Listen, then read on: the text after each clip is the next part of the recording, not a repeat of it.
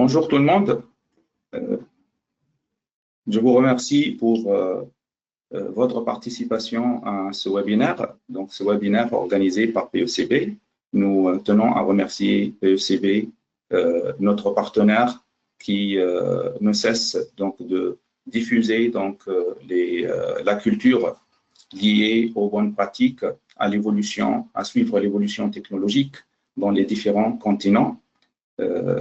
Le sujet de notre webinaire aujourd'hui, il s'intéresse donc à des préoccupations et des orientations stratégiques dans l'évolution de la technologie en Afrique, dans notre cher continent africain. Voilà. Il s'intitule « Les compétences en IA dont l'Afrique a besoin maintenant ». Êtes-vous prêts? Voilà. Donc, êtes-vous prêts? Nous commençons notre webinaire. Je commence très rapidement par introduire donc ce webinaire. S'intitule dans le cadre donc de la série des webinaires régionaux que PECB organise, et j'ai l'honneur donc d'être le premier intervenant à ce webinaire avec mon collègue Monsieur Mourad Ilvez. Voilà, donc Walid Charfi, je me présente, je suis un professionnel de la cybersécurité. Donc, j'ai une expertise sur des domaines liés à la protection de l'information et l'accompagnement des organisations dans les systèmes de management liés à la sécurité de l'information, ainsi que dans la gestion des risques liés à l'usage de la technologie dans leur système d'information, dans leur processus. Donc, à savoir aussi l'adoption donc des technologies émergentes, notamment donc l'IA dans les organisations. Et je suis formateur dans la série des standards liés au système de management, à savoir les systèmes de management qualité selon le standard ISO 9001, le système de management de la sécurité de l'information selon le standard ISO 27001, le système de management de l'intelligence artificielle selon les standards ISO 42001, ainsi que d'autres standards et d'autres référentiels et normes de bonnes pratiques. Voilà, aujourd'hui, nous allons voir ensemble donc, les enjeux et on va dire les challenges que notre continent africain est en face donc d'eux. Voilà, donc la question qui préoccupe réellement, c'est que l'intelligence artificielle, elle avance très vite. Mais on se pose la question, avançons-nous avec elle au même rythme ou bien nous sommes derrière elle? Donc c'est ça ce qui nous préoccupe dans notre communauté, on va dire, ou bien dans notre continent, chez les pays africains, voilà, dans les domaines de recherche, dans les domaines industriels, voilà, en Afrique, donc nous parlons beaucoup d'intelligence artificielle. Nous utilisons déjà des solutions d'IA, voilà, mais soyons clairs et peut-être donc en toute, on va dire, honnêteté, nous sommes des consommateurs de l'IA plutôt que des concepteurs ou bien des développeurs donc de l'IA. Sachant qu'il y a des embryons, il y a des startups, il y a des tentatives et des efforts, mais ce n'est pas réellement par rapport à notre population, par rapport au large, donc à ce large continent. Donc, il nous attend donc beaucoup de challenges. Voilà. Et c'est là où se situe l'urgence du maintenant dans l'intitulé du webinaire. Voilà, pas demain, et pas dans quelques années. Voilà. Il faut immédiatement commencer à l'action, commencer à traiter donc ce challenge et à avoir une stratégie appliquée donc sur terrain. Voilà. Donc l'Afrique est jeune, connectée, ambitieuse. Pourtant, le déficit de compétences locales en IA reste profond. Voilà. Donc, notre objectif, c'est de traiter aujourd'hui dans ce webinaire. Donc, ce n'est pas une formation et ce n'est pas donc un masterclass, mais plutôt c'est un webinaire pour sensibiliser et pour ouvrir donc en quelque sorte les esprits sur des orientations stratégiques, sur des solutions et pourquoi pas des échanges, vu que la population peut donc nous poser que ce soit des questions, que ce soit aussi des propositions, donc pas mal d'experts et de personnes spécialisées dans le domaine peuvent être aussi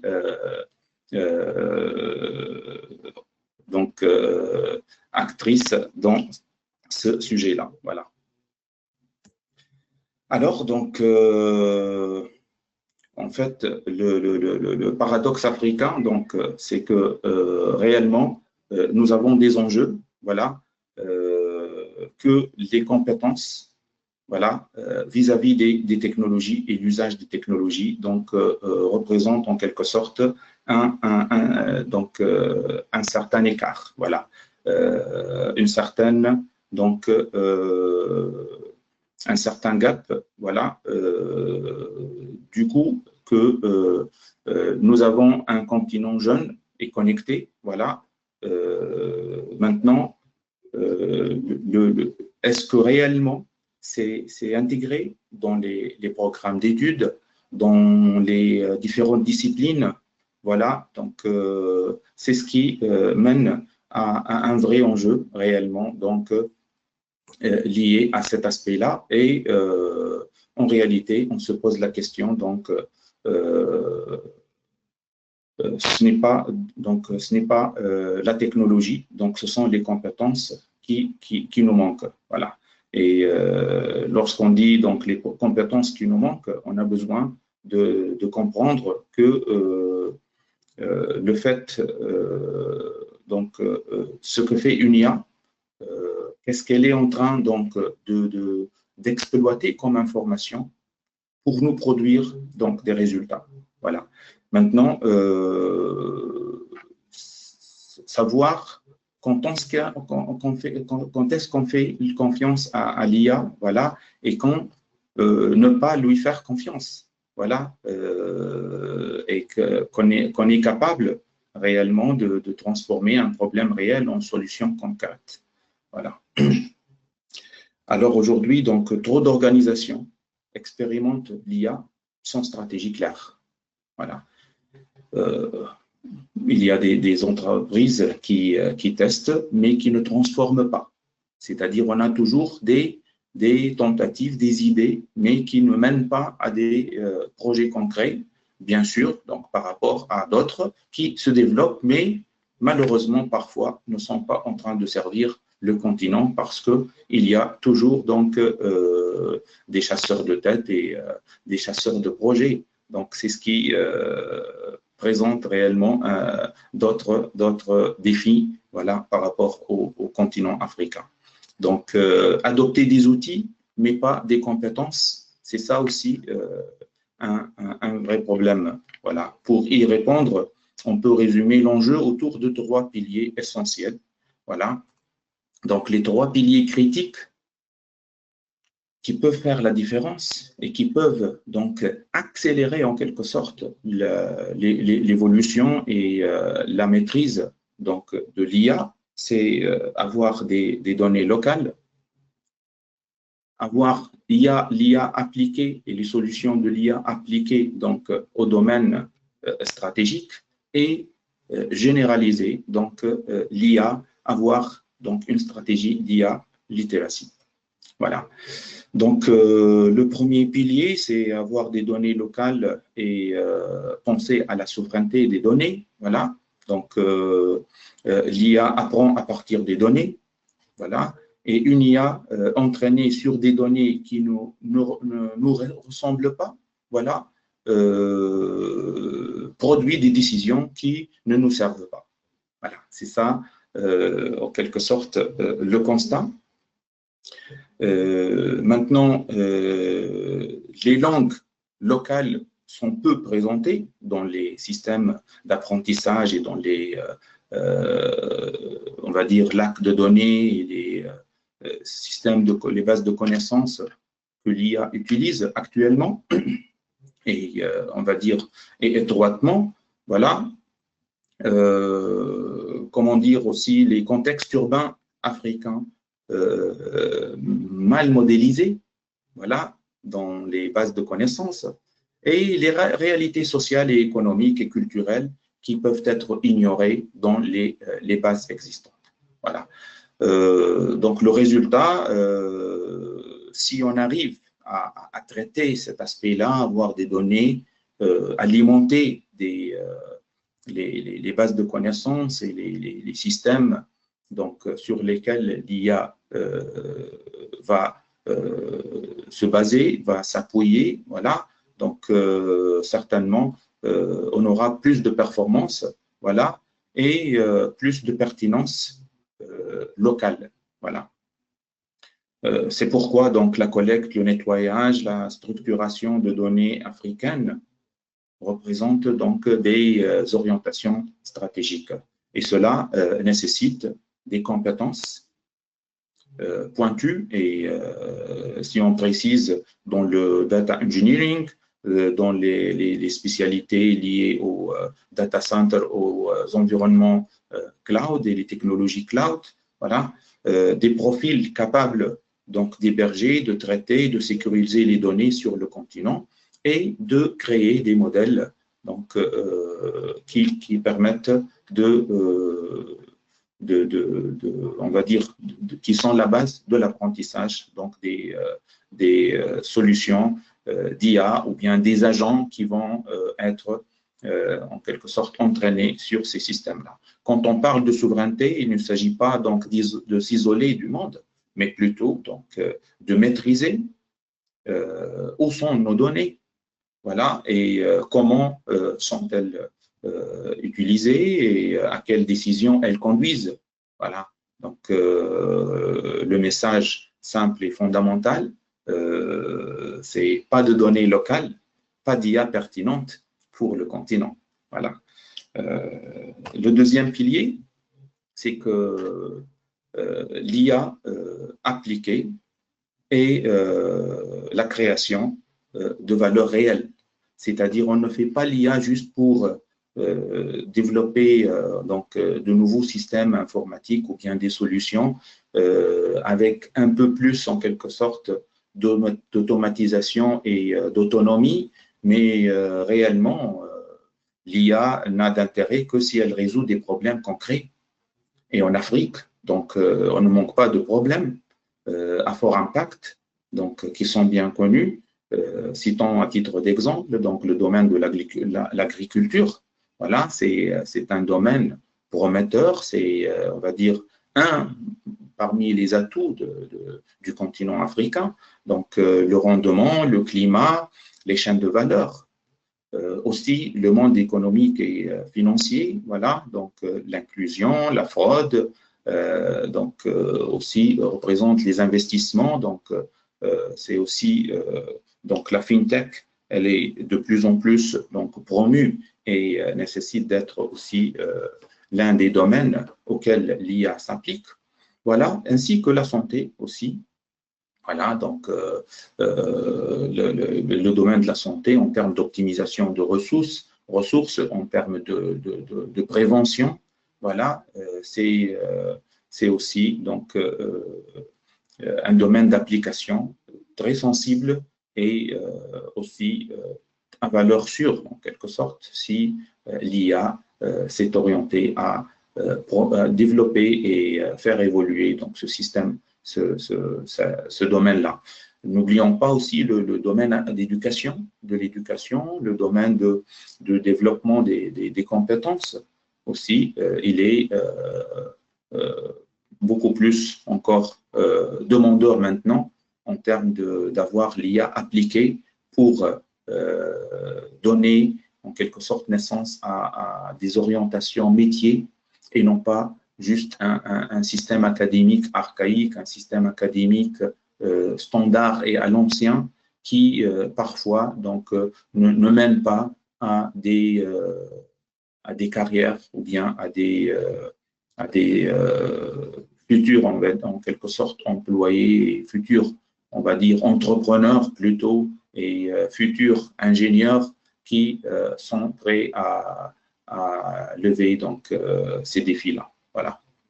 Donc, la compétence la plus rare, c'est de traduire un problème réel en cas d'usage de l'IA, donc qui est clair et qui est mesurable. Voilà. Donc, cela demande des profils hybrides et des personnes qui comprennent le métier de l'agronomie, le métier financier, le métier de la santé, le métier lié à l'éducation et à l'apprentissage. Voilà. Et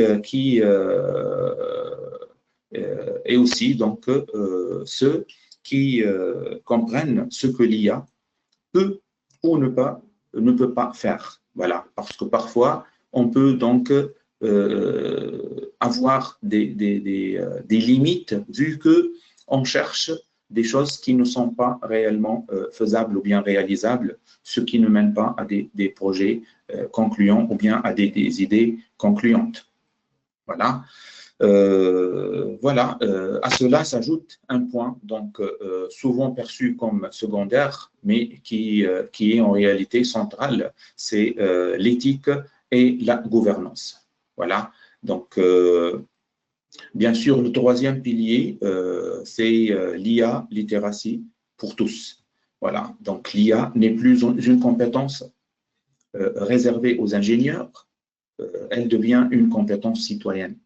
Et c'est ça, donc, ce qui importe plus, c'est que les nouvelles générations, donc, et en quelque sorte la population large, elle devient donc impliquée dans l'usage de l'IA, l'adoption de l'IA, mais toujours donc selon des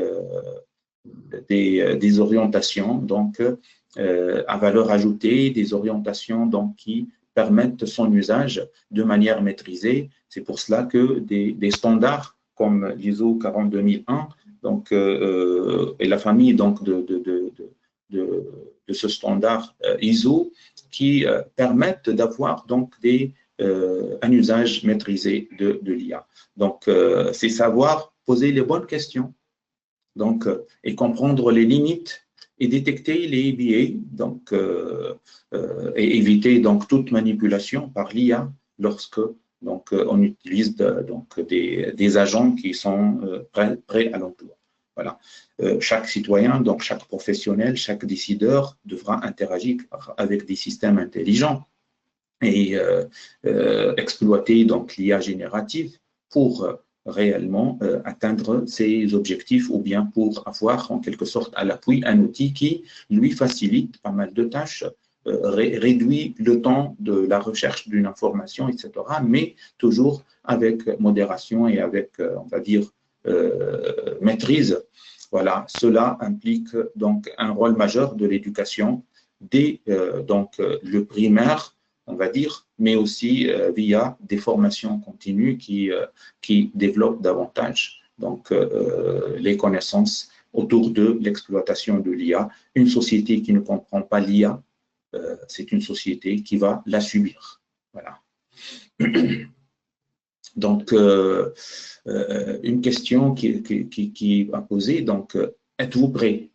Donc, pour tout, on va dire, gouvernement, pour toute structure ayant donc un aspect décisionnel, ayant une influence dans ce continent. Donc, il faut se poser la question, faire un autodiagnostic rapide, voilà, et ceci va aider en quelque sorte à mieux donc identifier le gap et à mieux prévoir donc la feuille de route, on va dire, pour passer à l'action. Voilà.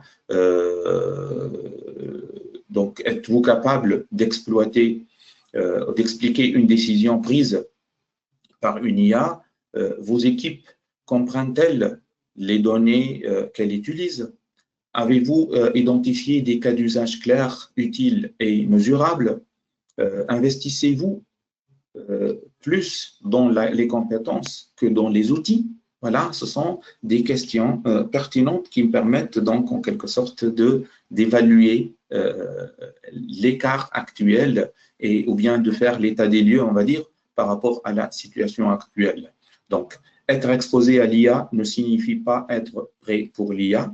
Voilà. Et pour l'Afrique, l'IA représente une opportunité unique de saut technologique. Voilà. Mais seulement si nous investissons maintenant dans les compétences humaines locales et responsables. Voilà. Donc, le futur de l'IA en Afrique ne se décidera pas dans des laboratoires étrangers. Voilà. Il se décidera donc par notre capacité à comprendre. Et je vous remercie pour votre attention. Voilà. Donc, c'est pour cela que nous devons agir et les compétences décideront du futur. Voilà. Je vous remercie et je cède la parole à mon collègue, M. Mourad Elbez, qui va enrichir certainement ce webinaire. Voilà. Alors, bonjour tout le monde. Je suis vraiment ravi d'être parmi vous aujourd'hui dans cette opportunité proposée par notre cher partenaire PECB. C'est une occasion de rencontrer la famille PECB, les adhérents, les candidats et des personnes et d'autres personnes. Je tiens à remercier mon collègue Walid pour cette présentation pertinente et riche. Et voilà, ma présentation sera dans le cadre de la continuité et de détail des certains éléments qui ont été proposés, bien sûr, et qui ont été présentés par mon collègue. Alors, en tant que présentation, en tant qu'introduction, la question, c'est le vrai enjeu. D'accord? Alors, pour nous, je crois que l'IA actuellement, elle est accessible par la diversificité des producteurs de l'IA, parce qu'on est des consommateurs. D'accord?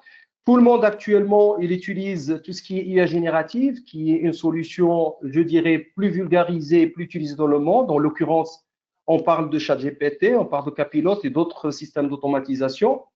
Mais le problème, je crois qu'elle n'est pas dans la technologie, parce que la technologie, on ne l'a pas.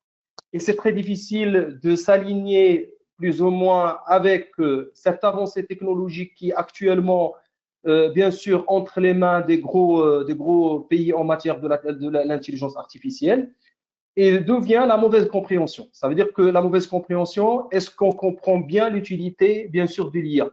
Est-ce qu'on arrive à créer déjà la différence entre la vraie IA et l'IA générative?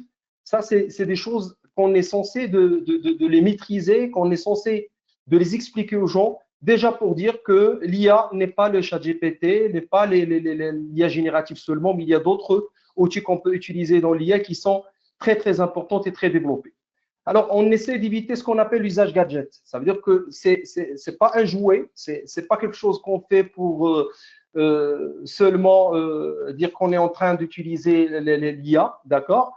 Mais on doit l'utiliser d'une manière vraiment professionnelle en respectant, bien sûr, tous les éléments de la gouvernance qui sont très, très, très importants. Alors, en parlant de la gouvernance, vous le savez très, très bien, les 5 piliers de la gouvernance qui sont là, qui sont très importants. Chaque projet pour une entreprise, bien sûr, ce sont des questions qui se posent. Le 4e élément, bien sûr, c'est la partie gestion de risque. Chaque utilisation d'un outil qui aura un impact réel sur la création de valeur, il y a déjà un risque. Et on dit toujours que le risque, c'est une opportunité. Certes, actuellement, que l'IA représente une opportunité d'ordre de développement, mais en contrepartie, il y a un risque énorme qu'on doit, bien sûr, gérer. Le 5e élément, c'est les indicateurs de performance. L'IA actuellement pour les entreprises, c'est déjà un investissement colossal en matière de formation, en matière, bien sûr, de financement. Et bien sûr, on doit se poser la question, c'est quoi les avantages qu'on aura? Et c'est pour cette raison qu'on doit étudier, avoir une situation de la réalité et bien sûr se projeter sur la situation après l'utilisation de l'IA. Alors, le deuxième élément, le dernier élément, c'est le décalage entre les formations et les besoins réels. D'accord?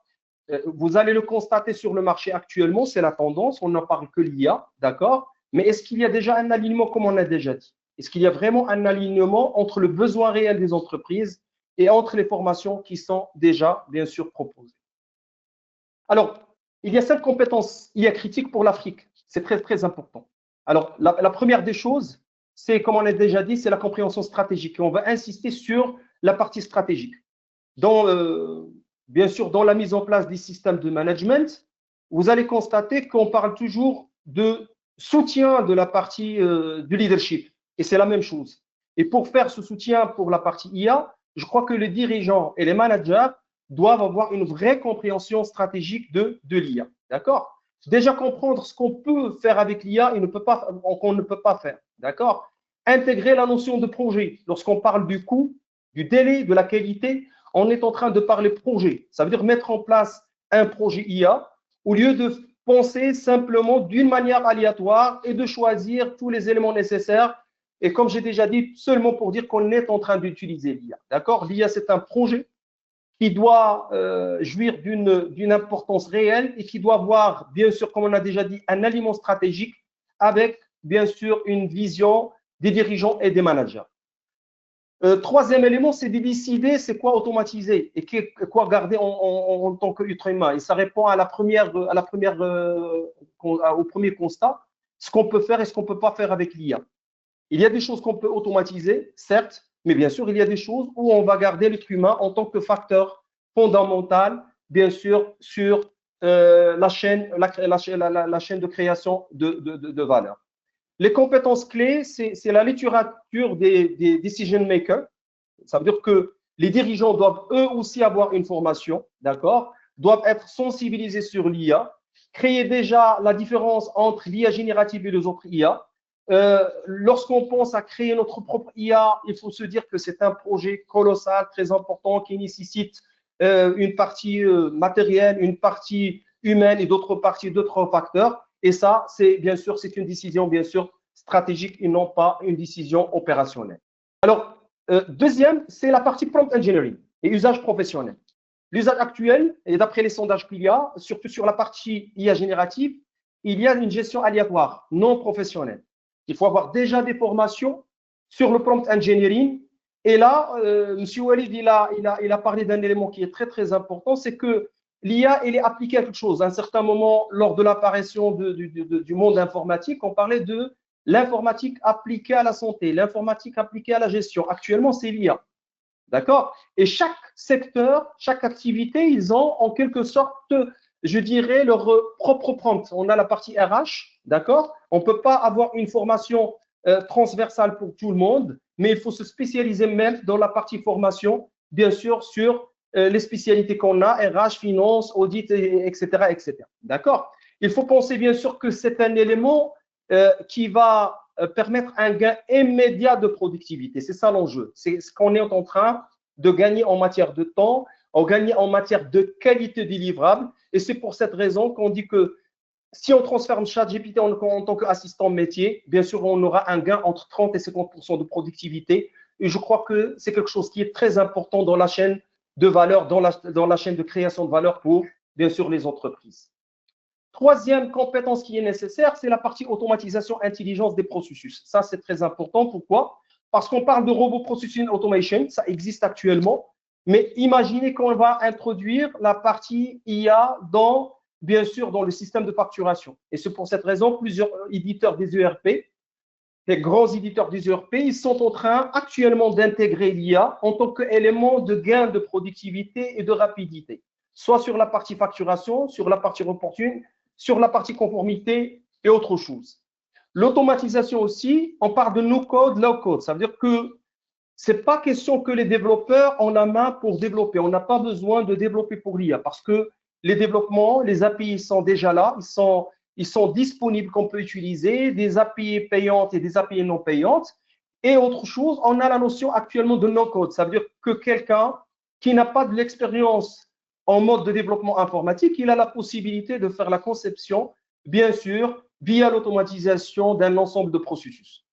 Il faut comprendre que l'IA actuellement, il est au service des PME parce que ça permet de gagner du temps, ça permet de gagner en matière d'efficacité, d'efficience et ça permet aussi de gagner en matière de qualité de livrable. Ça, c'est bien sûr très, très important. Et la compétence clé pour conclure ce slide, c'est que l'IA doit être appliquée au processus métier.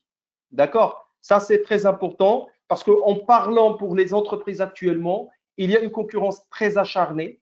Et bien sûr, dans cette concurrence, on est dans l'obligation de chercher les éléments qui vont augmenter la rentabilité, bien sûr, et la productivité, bien sûr, des entreprises. Le quatrième élément parmi les compétences, c'est la partie gouvernance et sécurité et conformité de l'IA. Ça, c'est un enjeu. Et ça relève de la partie management de risque. C'est un risque. Beaucoup de gens actuellement utilisent l'IA d'une manière très aveugle, surtout en matière de l'utilisation de la data. On dit toujours que pour protéger la data, une data partagée sur l'IA, c'est plus une data de l'entreprise, c'est une data qui est sur la partie cloud, chez je dirais, des serveurs, et on ne connaît pas. Et ça pose un problème lorsqu'on a des informations trop confidentielles qui créent déjà une polémique avec les standards de sécurité, en l'occurrence la 27001, la RGPD, et bien sûr d'autres actes qui sont utilisés soit en Europe, le UE Act, IA Act, ou autres, bien sûr, standards en cette matière. Alors, pour la partie gouvernance, on est en train de parler de la partie GRC, c'est la gouvernance, bien sûr, le risque et la compliance. Il ne faut pas utiliser l'IA sans prendre en considération, bien sûr, les lois, les réglementations qui sont mises en vigueur. Plusieurs pays en Europe et en Amérique, ils se sont déjà lancés sur ces sujets-là, d'accord, ils sont déjà en avance, mais en Afrique, je crois qu'on a besoin de mettre des standards, des règles, bien sûr, en matière de gouvernance, en matière de sécurité, en matière de conformité. Et déjà, bien sûr, PECB, il propose déjà des formations sur la partie IA Management System qui est en train d'être développée. Le standard ISO 27001 qui offre une grande partie de gestion de risque. Et là, sur la partie cartographie de risque et le plan de traitement de risque, on sera obligé d'introduire l'IA en tant que facteur de risque.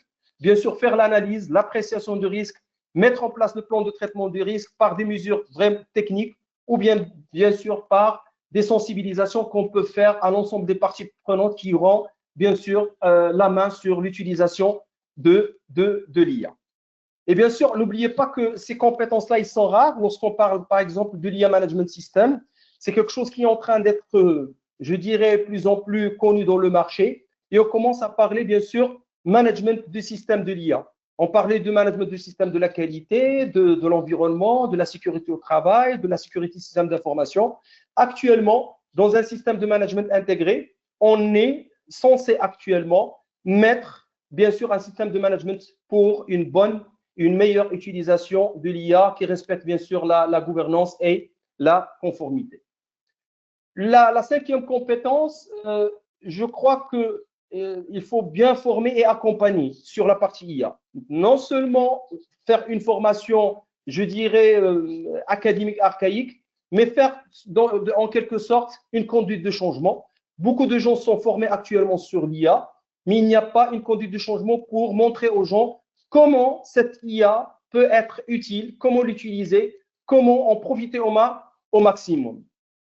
Autre élément qui est fondamental, c'est l'adoption. C'est de permettre aux gens, beaucoup de gens actuellement, ils ont peur de l'IA. Beaucoup d'entreprises, ils ont peur de l'IA.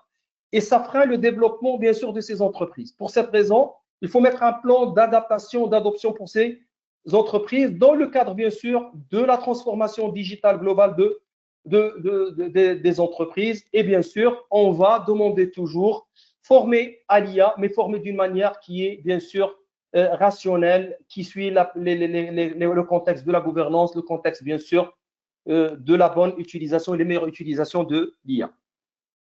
Le constat, c'est que l'IA est déjà là. On ne peut pas s'en passer de l'IA parce que ça devient quelque chose d'indispensable dans l'utilisation quotidienne, soit pour les personnes, soit pour les entreprises. Mais sans stratégie, ça pose vraiment un grand problème. On doit avoir déjà une stratégie claire de l'utilisation de l'IA.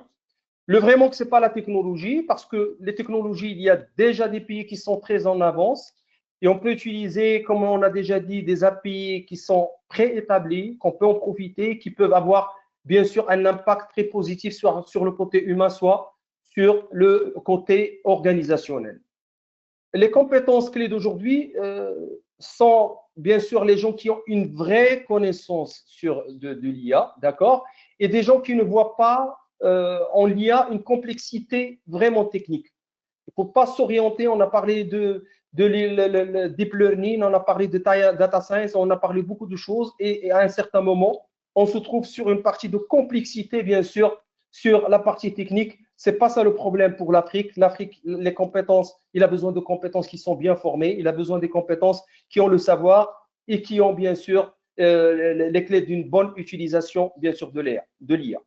Alors, former sans cadrer crée du risque. D'accord? C'est cadrer l'utilisation et on peut donner plusieurs exemples sur des gens qui ont utilisé de la data critique, d'accord, sur des IA génératives, ce qui a provoqué bien sûr un grand problème pour ces sociétés. Il y a des grandes structures aussi qui ont déjà travaillé sur des projets en utilisant l'IA, mais l'utilisation n'a pas été cadrée et le livrable qu'ils ont présenté avait été bien sûr remis en cause par les clients finaux. Et bien sûr, ça crée, bien sûr, ça touche l'image de marque et la notoriété des entreprises. La réussite de l'IA, ils viennent d'approches progressives, structurées, et non pas en one shot. On ne peut pas mettre en place une stratégie IA le jour au lendemain. C'est un projet de long terme, c'est un projet qui doit être bien étudié, mais bien sûr dans un cadre où il y a l'objectif principal, c'est la rentabilité, c'est la productivité et c'est l'utilisation qui respecte bien sûr la partie gouvernance et la partie sécurité qui sont des éléments qui sont très, très importants vis-à-vis, bien sûr, la partie gouvernance. En conclusion, l'IA, comme toute innovation, c'est une opportunité, d'accord? Mais la valeur, ça peut être très limité, la création de valeur via l'IA, si on n'a pas les compétences humaines et bien sûr un système de pilotage de ces compétences. Il faut se former maintenant et être responsable parce que il y a un cadre éthique et un cadre déontologique d'utilisation. Et bien sûr, il faut mettre l'IA en tant que levier de performance, un levier, bien sûr, de développement des entreprises africaines et non pas, bien sûr, un obstacle. La question pour finir, n'est plus si l'Afrique est prête pour l'IA, mais si nous sommes prêts à développer les bonnes compétences aujourd'hui. Et je termine mon intervention. Merci à vous. Et je cède la main à M. Walid pour bien sûr la suite de ce webinaire. Mourad, est-ce qu'on pourrait passer aux questions, s'il vous plaît? Oui, on passe aux questions. Alors, il y a une question, la question numéro 1. Est-ce que les pays africains disposent des ressources humaines, éducatives, financières, compétences stratégiques et technologiques pour la maîtrise de l'IA? Monsieur Walid? Oui. Je réponds à cette question. Vous prenez la parole. Oui, merci. Je vous remercie pour l'enrichissement et pour l'étendue présentée à ce sujet. Voilà. Je remercie aussi le participant qui a posé cette question. En fait, selon des statistiques, donc, il y a une discordance large entre les pays africains par rapport au développement et par rapport à l'adoption donc de projets, on va dire projets à valeur ajoutée liés à l'IA et les investissements liés à l'IA. Voilà. Maintenant, est-ce que les pays africains disposent des ressources humaines éducatives, financières, compétentes? Voilà. Donc, c'est vraiment un large spectre, on va dire. Voilà. Pour les ressources humaines, oui. Donc, notre continent, il ne manque pas donc d'une richesse liée aux ressources humaines. Voilà. Maintenant, l'évolution et l'adoption des technologies émergentes et notamment l'IA dans les systèmes éducatifs nous manque. Voilà. Avoir des solutions orientées dans ce domaine-là, bien sûr, nécessite des investissements. Donc, les fonds sont nécessaires, sauf que réellement, à mon avis, il faut maintenant viser des solutions qui sont plus appropriées donc aux pays africains.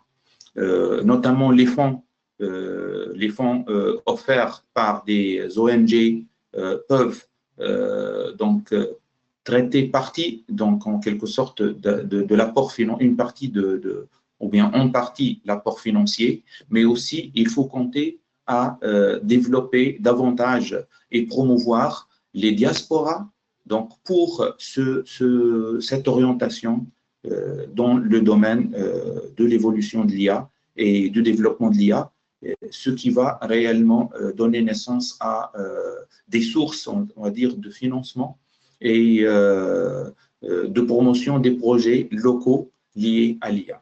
Bien sûr, l'orientation vers le développement de compétences, elle est toujours donc la première brique, on va dire, qui va être donc, on va dire, le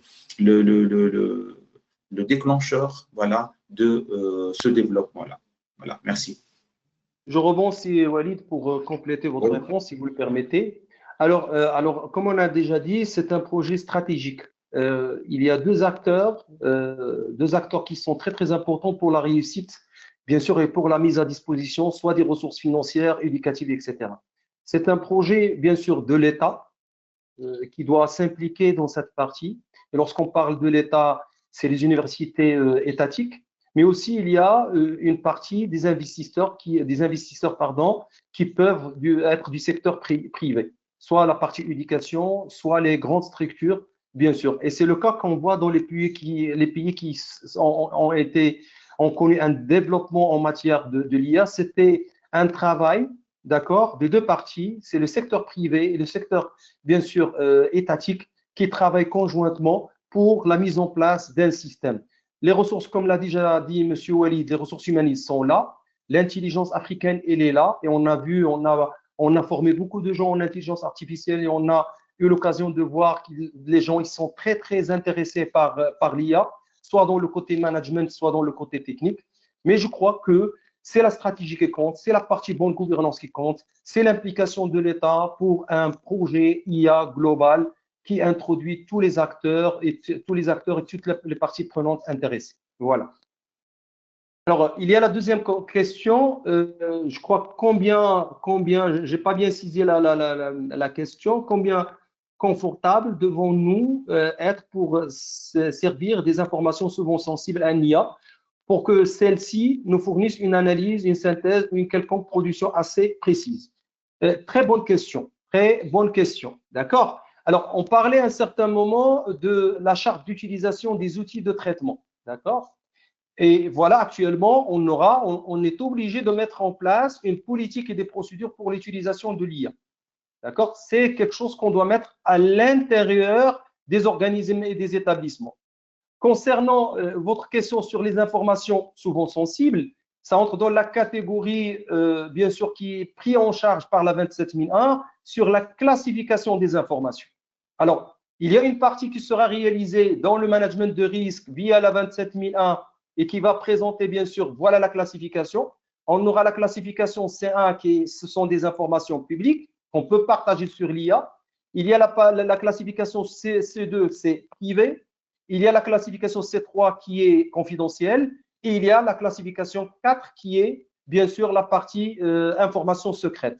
Cette classification va nous permettre bien sûr de mettre en place une autre politique d'utilisation des informations via l'IA, d'accord, et qui va déterminer bien sûr dans cette politique qu'il est strictement interdit d'utiliser certaines informations sensibles à l'État, bien sûr sensibles à l'entreprise, et bien sûr de les mettre sur des IA génératives ou n'importe quelle IA. Ça peut être une solution parmi les solutions.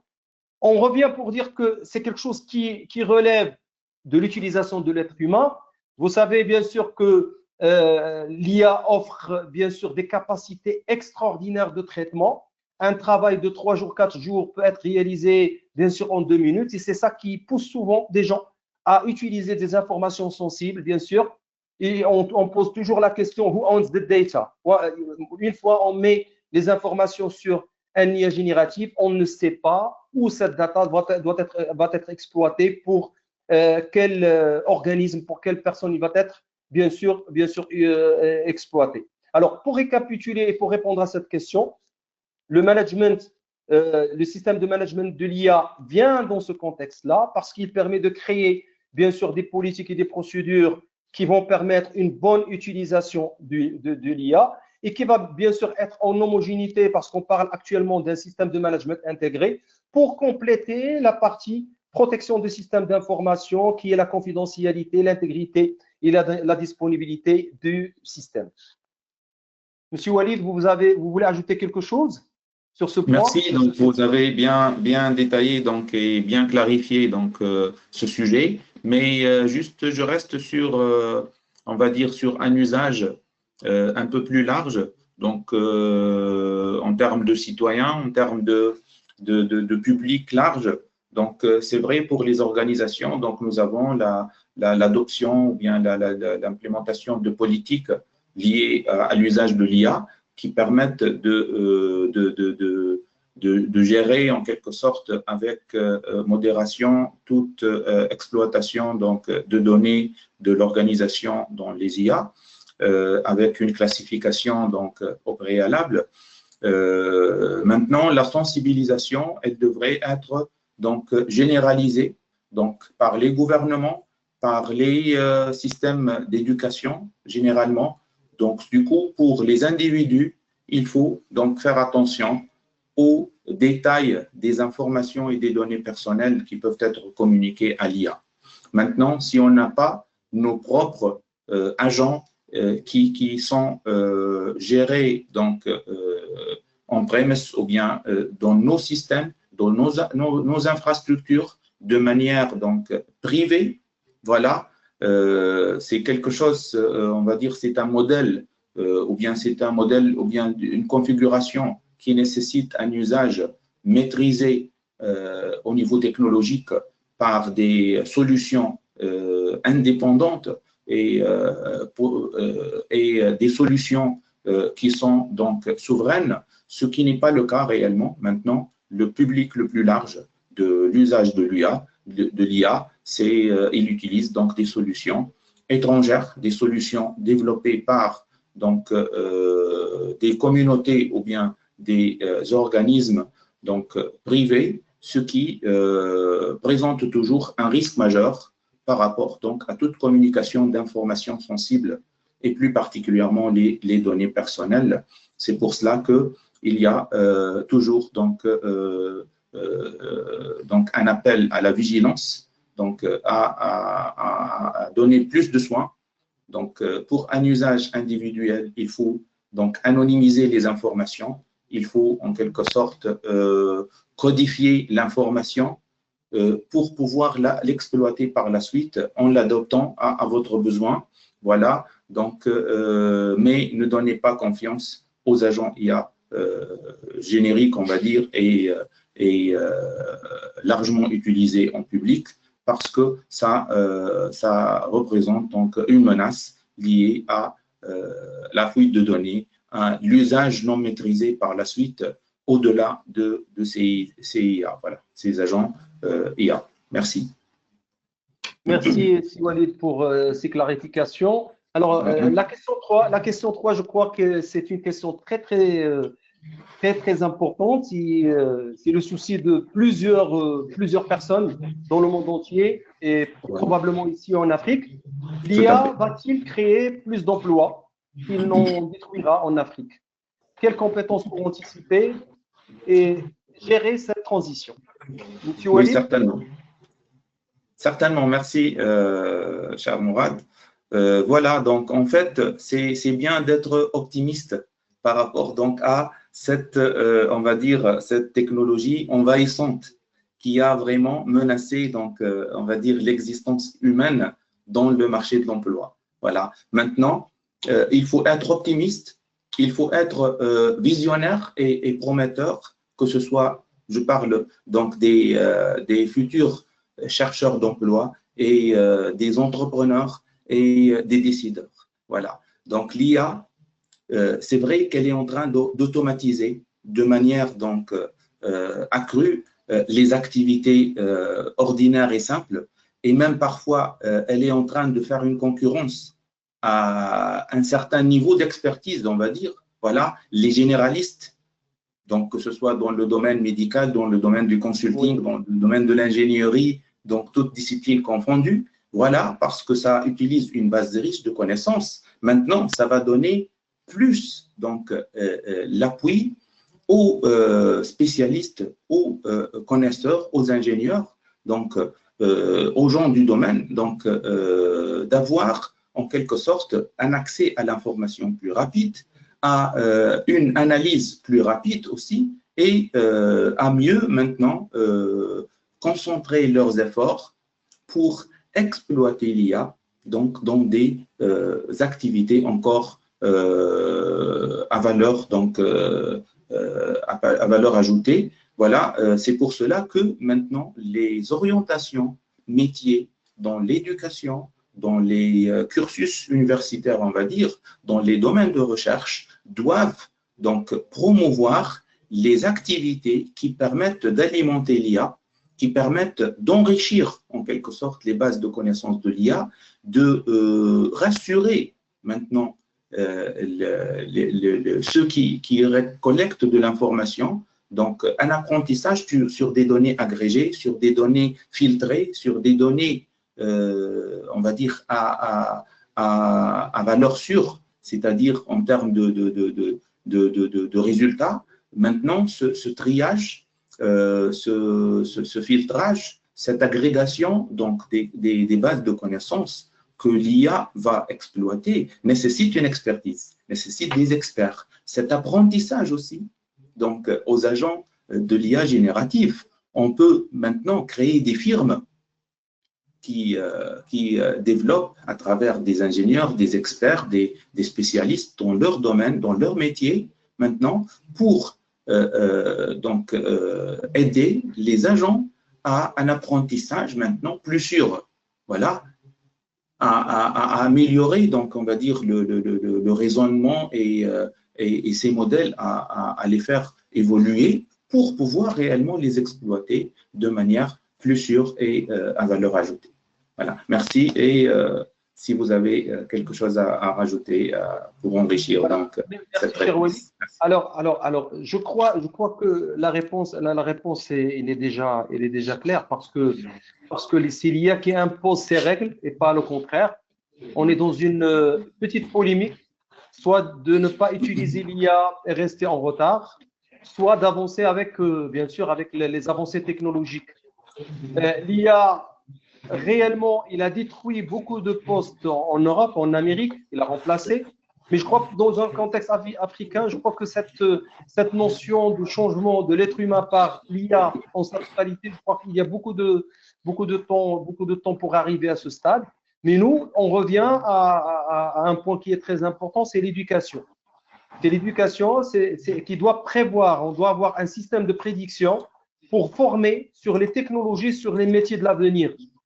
D'accord? Alors ça reste un élément très important. Le système d'éducation traditionnelle, je crois que ça représente actuellement un handicap majeur en Afrique. On est toujours, dans toutes nos universités, nos écoles, on suit toujours un système éducatif traditionnel qui date des années 1980 et on n'a pas une vision holistique, globale sur les tendances actuelles dans le marché d'emploi. Alors, pour se préparer et pour anticiper, comme vous avez posé la question, pour anticiper et gérer cette transition, je crois que le système éducatif, les entreprises doivent déjà prévoir un système éducatif qui va préparer des lauréats, bien sûr, et qui va permettre cette opération de upskilling, de reskilling, etc., pour mieux préparer les jeunes africains pour les métiers de l'avenir. Voilà. Merci, cher Mourad. Voilà la question 4. Je pense qu'on va donc terminer avec cette question. Comment être sûr que l'IA nous fournit un résultat garanti? Voilà, l'IA ne nous fournit pas un résultat garanti, sauf si elle est maîtrisée de bout en bout. C'est-à-dire, on a bien développé nos agents, on a une base de connaissances, comme je viens de dire tout à l'heure, à des informations et des connaissances agrégées. Nous avons des modèles d'apprentissage donc, qui ont été donc, bien, on va dire, développés et qui ont évolué. Maintenant, nous aurons toujours besoin du contrôle humain et de l'expertise humaine pour mieux s'assurer de la qualité des résultats produits donc, par l'IA. Bien sûr, dans des domaines très limités, nous pourrons donc donner confiance, c'est-à-dire fabriquer une pièce ou bien donc développer donc du code, mais pour un usage plus large et plus stratégique, donc il faut avoir donc cette qualité contrôlée par l'humain, par donc une expertise, par une prise de décision sûre. C'est pour cela que l'humain ne peut pas être remplaçable donc à 100%, mais partiellement, on peut l'aider à évoluer par l'IA. Merci. Je vous remercie tous et j'espère vous voir dans de prochains événements. Merci, Walid. Merci à tout le monde.